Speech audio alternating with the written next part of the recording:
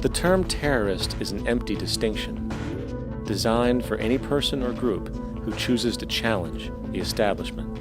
This isn't to be confused with the fictional Al-Qaeda, which was actually the name of a computer database for the US-supported Mujahideen in the 1980s.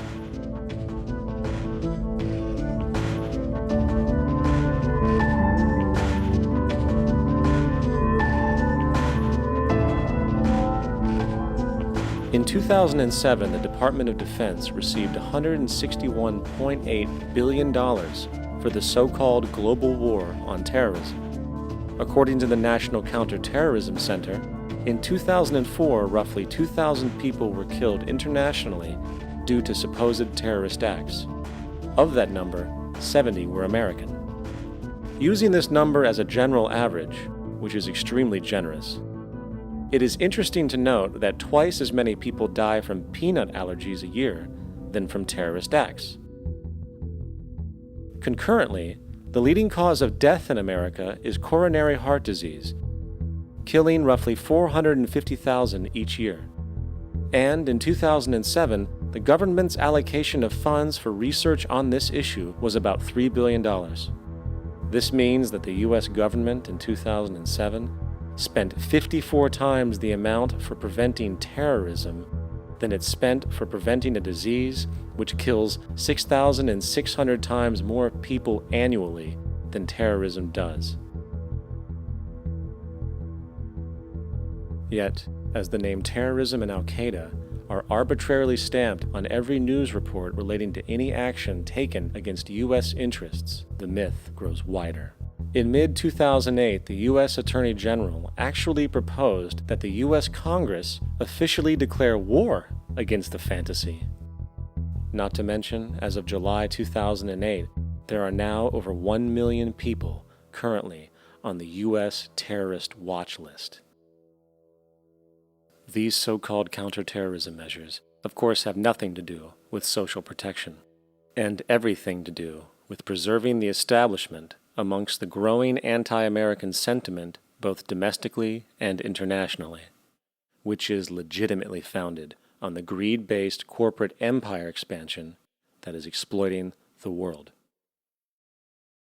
The true terrorists of our world do not meet at the docks at midnight or scream Allah Akbar before some violent action. The true terrorists of our world wear $5,000 suits and work in the highest positions of finance, government, and business. So, what do we do? How do we stop a system of greed and corruption that has so much power and momentum? How do we stop this aberrant group behavior which feels no compassion for, say, the millions slaughtered in Iraq and Afghanistan, so the corporatocracy can control energy resources and opium production for Wall Street profit?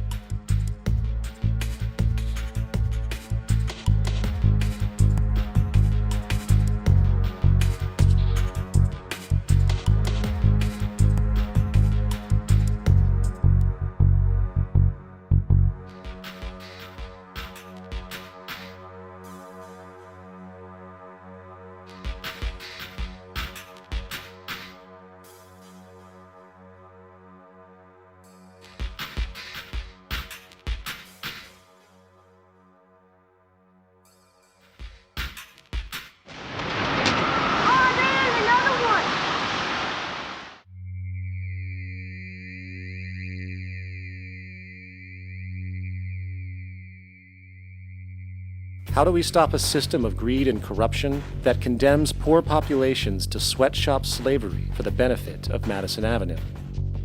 Or that engineers false flag terror attacks for the sake of manipulation? Or that generates built-in modes of social operation which are inherently exploitative? Or that systematically reduces civil liberties and violates human rights in order to protect itself from its own shortcomings? How do we deal with the numerous covert institutions, such as the Council on Foreign Relations, the Trilateral Commission, and the Bilderberg Group, and other undemocratically elected groups which, behind closed doors, collude to control the political, financial, social, and environmental elements of our lives. In order to find the answer, we must first find the true underlying cause. For the fact is, the selfish, corrupt, power, and profit-based groups are not the true source of the problem. They are symptoms.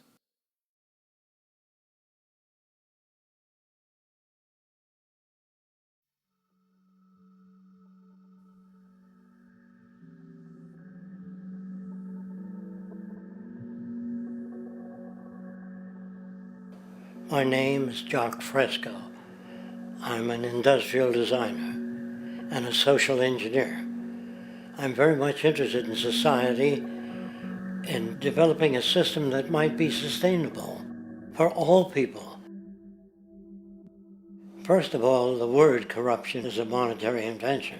That aberrant behavior that's disruptive to the well-being of people, while you're dealing with human behavior. And human behavior appears to be environmentally determined, meaning if you were raised by the Seminole Indians as a baby, never saw anything else, you'd hold that value system.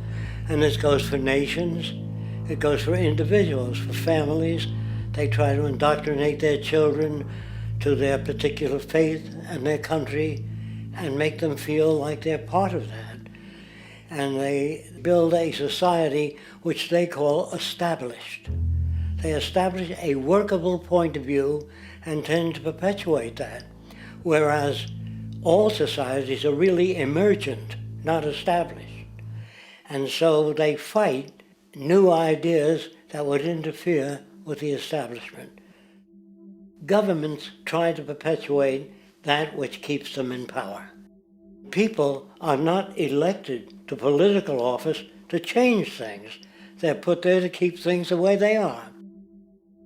So you see, the basis of corruption is in our society. Let me make it clear. All nations, then, are basically corrupt because they tend to uphold existing institutions.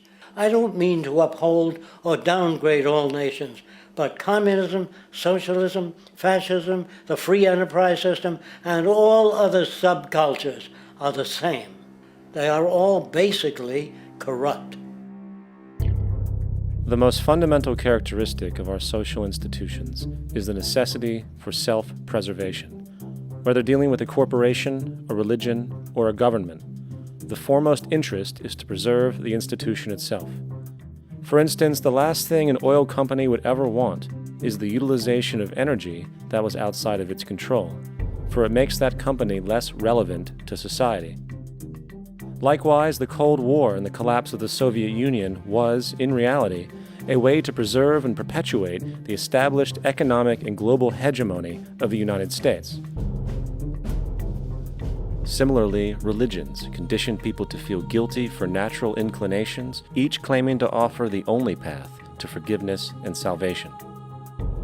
At the heart of this institutional self-preservation lies the monetary system, for it is money that provides the means for power and survival. Therefore, just as a poor person might be forced to steal in order to survive, it is a natural inclination to do whatever is needed to continue an institution's profitability.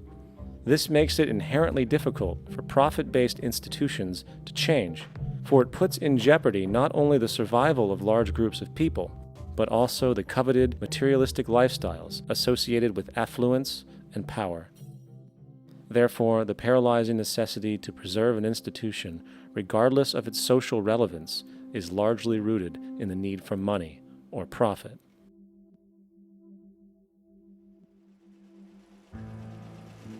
What's in it for me is the way people think. And so if a man makes money selling a certain product, naturally he's going to fight the existence of another product that may threaten his institution. Therefore, people cannot be fair, and people do not trust each other. A guy will come over to you and say, I got just the house you're looking for. He's a salesman. When a doctor says, I think your kidney has to come out, I don't know if he's trying to pay off a yacht or whether my kidney has to come out. It's hard in a monetary system to trust people. If you came into my store and I said, this lamp that I've got is pretty good, but the lamp next door is much better, I wouldn't be in business very long. It wouldn't work. If I were ethical, it wouldn't work. So when you say industry cares for people, that's not true. They can't afford to be ethical. So your system is not designed to serve the well-being of people. If you still don't understand that, there would be no outsourcing of jobs if they cared about people. Industry does not care. They only hire people because it hasn't been automated yet. So don't talk about decency and ethics. We cannot afford it and remain in business.